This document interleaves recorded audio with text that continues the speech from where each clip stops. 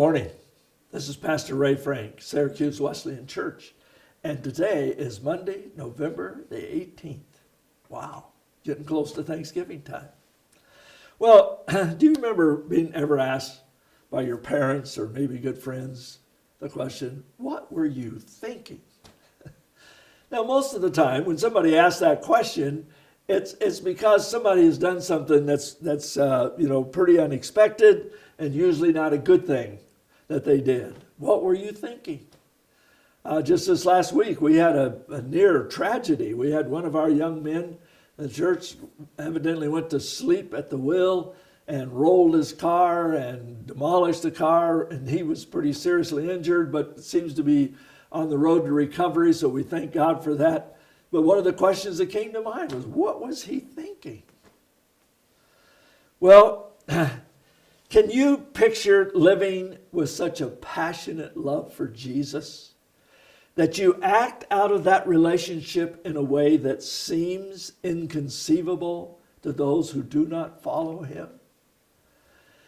I don't know about you, but I would love to demonstrate the presence of Jesus so obviously in my life and so different from how our culture lives, to the point where some well-meaning non-Christian friend would ask, what are you thinking?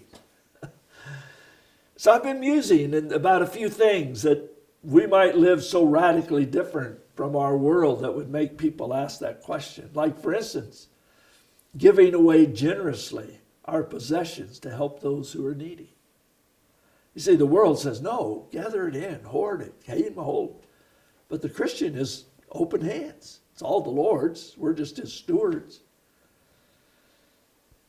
What about spending time to help someone in need who doesn't appreciate my efforts? That's pretty radical against our culture, isn't it? How about this? Spending more time reading God's word and praying than I do watching TV. That would be pretty radical. Or perhaps just simply readily admitting I could be wrong. Or that I was wrong, not just could be. Hey, I blew it. I made a mistake. I'm sorry. Forgive me. That's pretty radically different than our culture.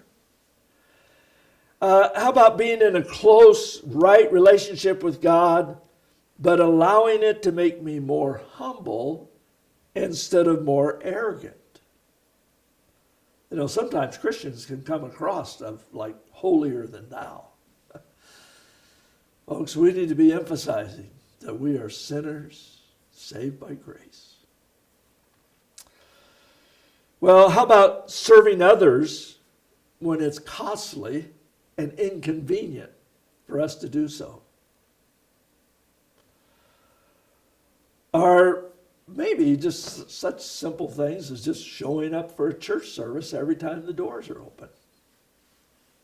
You know, that's pretty radical in our culture today. I can remember when I was a kid, you know, my mom and dad were deeply committed followers of Jesus.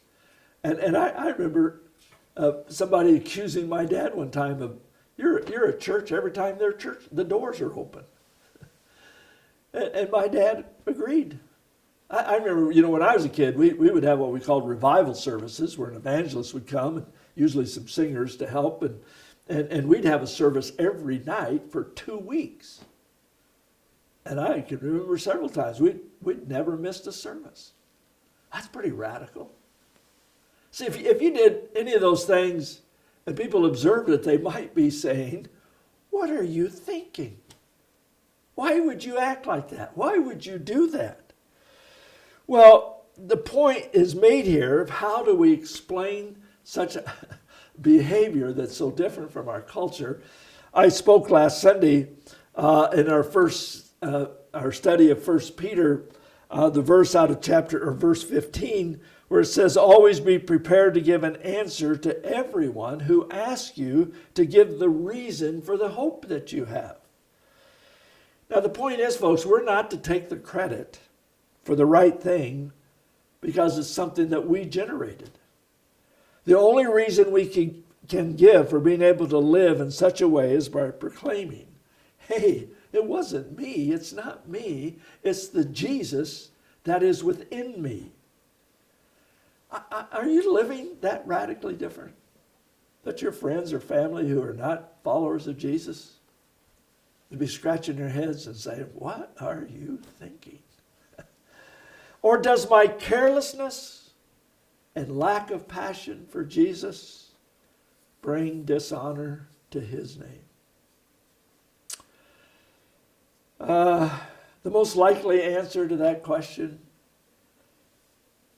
is what are you thinking is because that's where my heart is. That's where my focus is. So I pray you'll have a great week this week focused on Jesus. God bless you. Have a great week.